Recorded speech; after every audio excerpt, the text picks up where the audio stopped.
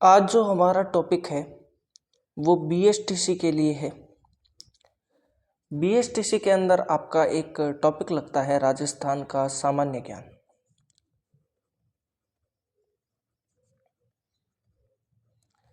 राजस्थान का जो सामान्य ज्ञान है, राजस्थान के सामान्य ज्ञान में मुख्यतः जो विषय है वो पहला जो विषय है उसका नाम है राजस्थान का भूगोल, दूसरा विषय है राजस्थान का इतिहास, तीसरा विषय है राजस्थान की कला और संस्कृति, थोड़ा बहुत राजस्थान की राज्य व्यवस्था या राजनीति के बारे में भी है और एक दो टॉपिक आपके आर्थिक विकास के ऊपर है।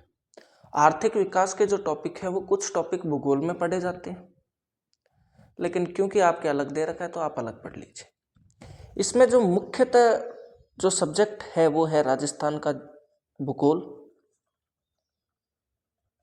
और आज हम इसी भूगोल के पहले चैप्टर राजस्थान का भौतिक विस्तार की चर्चा करेंगे।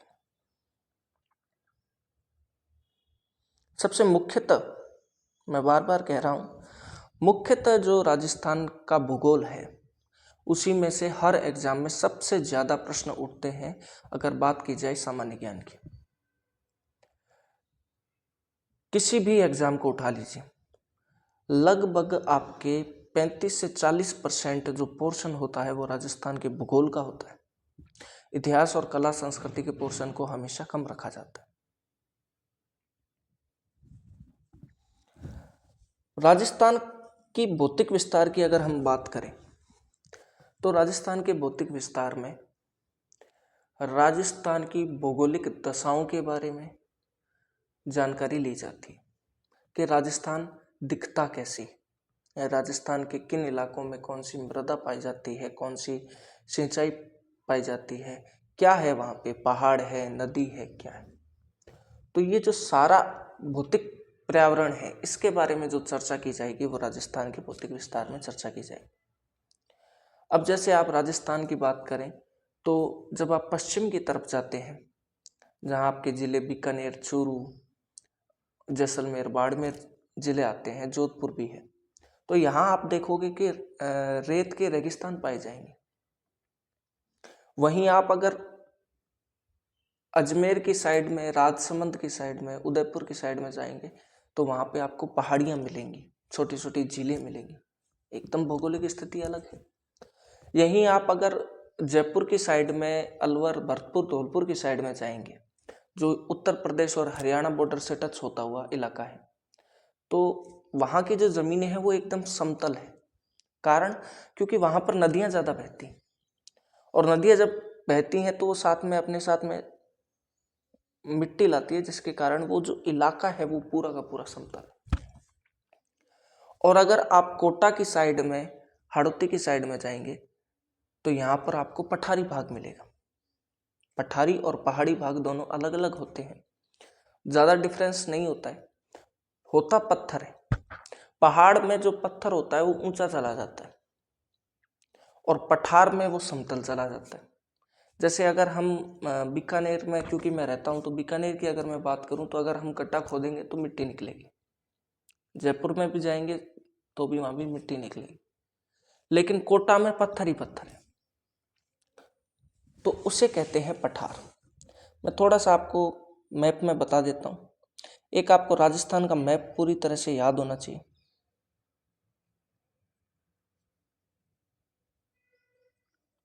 ये आपके राजस्थान, यहाँ पर जो इलाका है, ये वाला इलाका, ये कौन सा है? पहले दिशाओं की बात करें तो ऊपर की जो दिशा होती है उसको बोलते हैं उत्तर, नीचे की जो होती है वो होती है दक्षिण। अब आपको ध्यान क्या रखना है कि इस साइड से चालू करना है, पू, प से पश्चिम, पू से पूर्व। ये तो दिशा ज्ञान की बात हो। आप इधर देखिए कि उत्तर और पश्चिम के जो इलाके हैं वहां पर कौन सी, वहां मरुस्थल है। आप अगर अरावली की बात करें तो अरावली के रेंज की जब बात होती है तो वो ऐसे आएगी,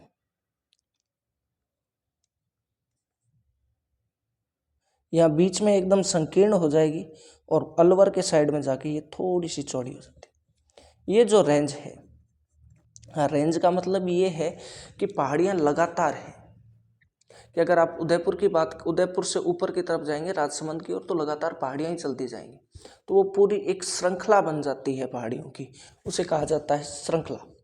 और ये जो श्रृंखला है इसका नाम क्या है? अरावली श्रृंखला।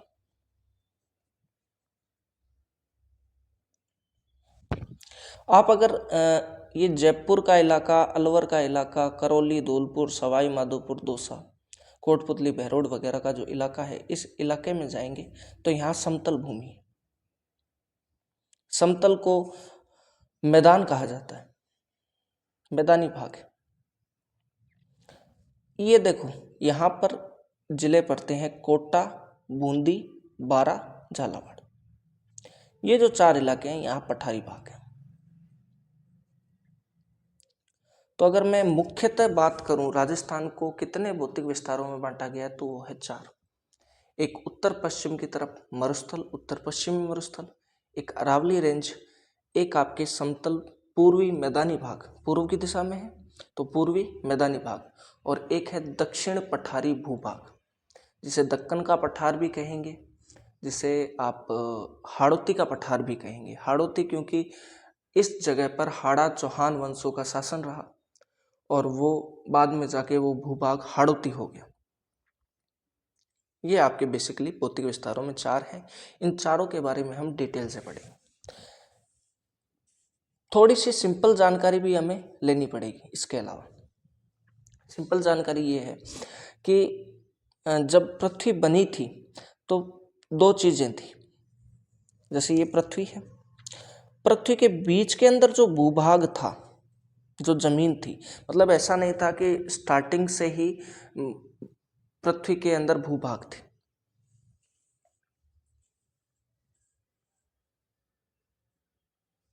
स्टार्टिंग से ही भूभाग था, ऐसा नहीं है। जैसे आज के टाइम में हम देखते हैं तो महाद्वीप हैं, 7 महाद्वीप हैं, फिर बीच बीच में सागर है।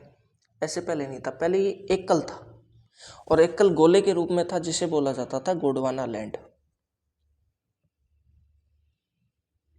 और इसके आर पार आसपास में जो सागर था उसको बोलते थे टेथिस सागर। गोंडवाना लैंड वो भाग है, सागर और टेथिस सागर।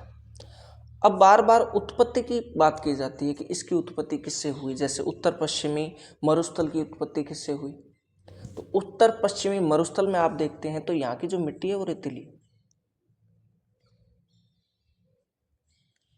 आप पूर्वी मैदानी भाग की बात करते हैं तो यहाँ भी मृदा ही है।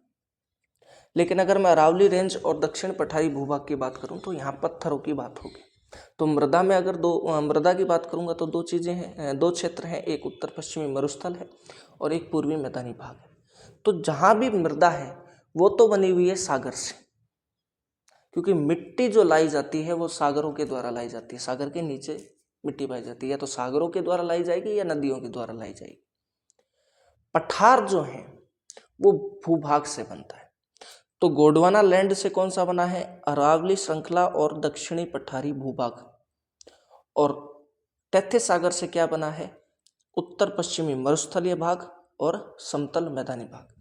ये जो मैं पूरा करवा रहा हूँ इसके आपको बाकायदा नोट्स मिलेंगे। एक व्हाट्सएप चैनल भी है, एक टेलीग्राम चैनल भी है। टेलीग्राम जो चैनल है उसके अंदर आपको इसके पूर्णतः जो भी मैं सब्जेक्ट करवाऊँगा उसके नोट्स मिलेंगे। व्हाट्सएप जो ग्रुप है उसमें जैसे ही ये टॉपिक कंप्लीट होगा उसकी एक 30 से 40 प्रश्नों की क्विज होगी। और उस क्विज में कौन से प्रश्न होंगे? 2 क्विजें होंगी। एक तो जैसे मैंने आज पढ़ा दिया उतने चैप्टर का जो नोट्सों में लिखा हुआ है उसके हिसाब से क्विज होगी, ताकि आपको जो पढ़ा है वो याद हो जाए। उसके बाद जैसे ही चैप्टर कंप्लीट होता है तो इस टॉपिक से रिलेटेड पुराने प्रश्न पत्रों में कौन कौन से प्रश्न आए हुए हैं, ताकि आपको आइडिया लगे कि हाँ प्रश्न उठता कैसे। उनकी एक अलग से या तो क्विज करवा दी जाएगी या पेपर में लिख के प्रश्नों को और ऑप्शन लिख के आपको व्हाट्सएप ग्रुप पे चढ़ा दिया जाएगा। व्हाट्सएप ग्रुप केवल क्विज और टेस्टों के लिए होगा। टेलीग्राम ग्रुप केवल और केवल आपके कुछ जानकारियों के लिए, भर्तियों की जानकारी के लिए और नोट्स के लिए होगा। 2 अलग अलग सेटअप। अब आगे हम बात करते हैं।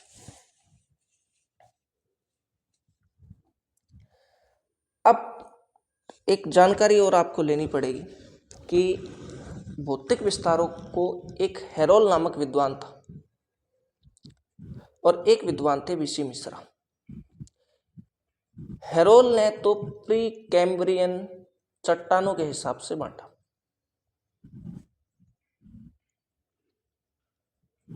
प्री कैम्ब्रियन का मतलब ये है कि ये युग हैं, जैसे जुरासिक युग आपने सुना होगा, जुरासिक नाम से फिल्म भी आई थी। युगों को बांटा गया अलग अलग स्टेज के अंदर। तो हेरोल जो है वो राजस्थान के भौतिक विस्तार को प्री कैम्ब्रियन चट्टानों के सारणी के हिसाब से बांटते हैं कि ये इससे पहले थी, ये इसके बाद में थी। आपको सिर्फ इतना ही याद रखना है, हेरोल ने प्री कैम्ब्रियन चट्टानों के हिसाब से भौतिक विस्तारों को बांटा है। वीसी मिश्रा ने राजस्थान के भौतिक विस्तारों को 7 भागों में बांटा। बांटने की जरूरत नहीं, 7 भागों में बांटा। अब आते हैं हम अपने मेन टॉपिक पे।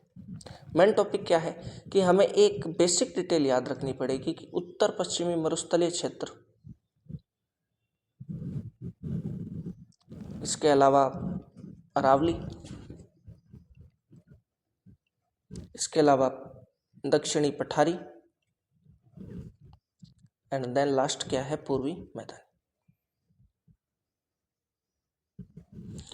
इनमें आपको याद रखना होता है बेसिक में क्षेत्रफल, इसकी जनसंख्या और वर्षा। क्षेत्रफल आपको याद रखना है, तो क्षेत्रफल में और जनसंख्या में आपको परसेंटेज याद रखने के, कितना परसेंटेज क्षेत्रफल का है, कितनी परसेंट राजस्थान की जनसंख्या इन इलाकों में रहती।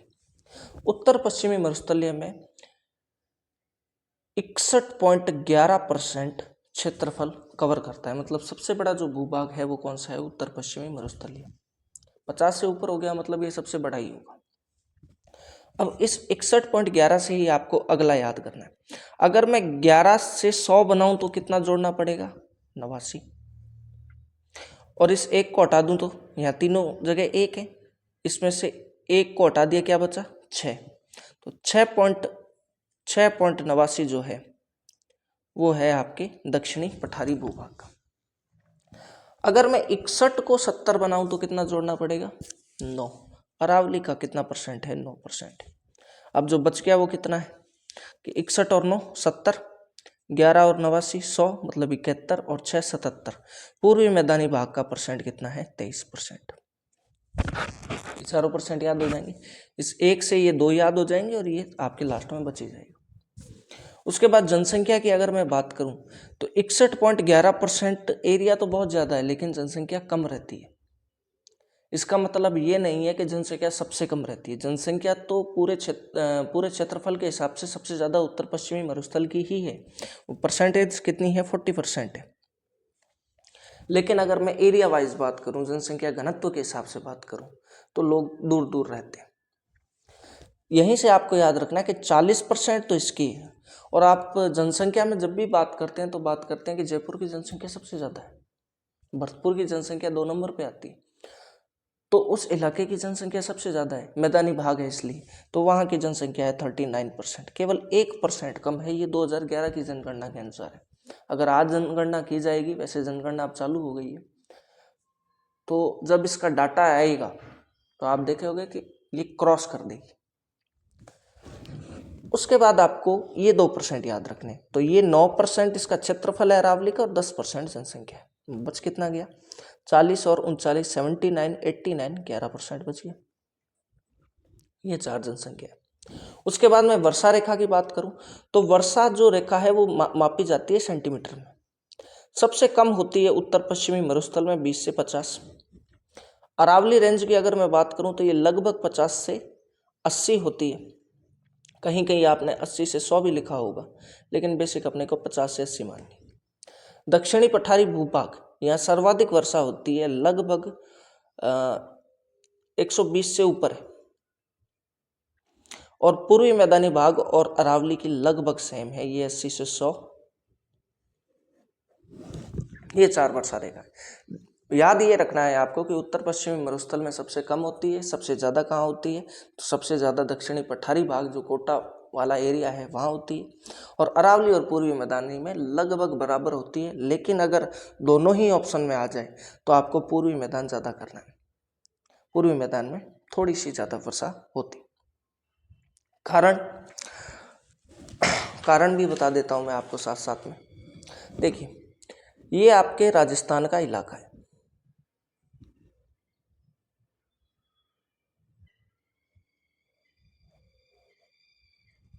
यहां पड़ती है अरावली रेंज, ये वाले इलाके में। जब बारिश का मौसम आता है सावन का, तो वो बारिश चालू होती है यहां से, इस साइड से आती है। तो जब बारिश आती है तो ये समांतर किसके हैं? अरावली रेंज के समांतर है। तो इस साइड ये जा ही नहीं पाएगी, मरुस्थल की साइड जा नहीं पाएगी। तो ये जाएगी कैसे? ऐसे जाएगी, मतलब इसका रूट ये होगा, और फिर ये हिमालय से टकरा के वापस आ जाएगी। वापस भी आएगी तब ये अरावली रेंज के समांतर आएगी। इस साइड से जब आएगी तब भी ये अरावली के पास में रुक जाएगी। दो तरह की, जब मैं मानसून आपको पढ़ाऊंगा तो दो तरह से वर्षा रेखाएं होती हैं। एक तो इस साइड से आती है और एक सामने की तरफ से, इससे सामने इधर से, एक इधर से आती है। दोनों ही वर्षा रेखा अरावली के कारण रुक जाती है। एक तो समांतर है तो वो तो सीधा ही क्लियर करके चली जाती है, और एक सामने से आती है तो वो अरावली रेंज को कम कर जाती है।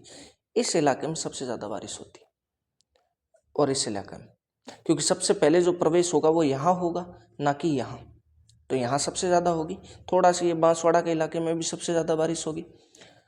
सामने वाले की तरफ में भी पहले यहाँ बारिश आएगी तो यहाँ बारिश ज़्यादा होगी, और अरावली रेंज के कारण आजकल आप देखते हो कि जोधपुर साइड भी बारिश बहुत होने लग गई है। कारण ये है कि ये जो बीच का अजमेर और ये इस अरावली को काट ही दिया गया।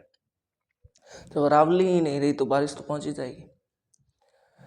तो एक तरह से कहें तो कि अरावली अगर चली जाए तो हमारा जो एरिया है मरुस्थल वाला वो हरा भरा हो जाएगा। नहीं, ये परिस्थिति के लिए बहुत नुकसानदेह होगा। अब आगे हम बात करेंगे मरुस्थलीय क्षेत्र की, एक एक टॉपिक उठाएंगे।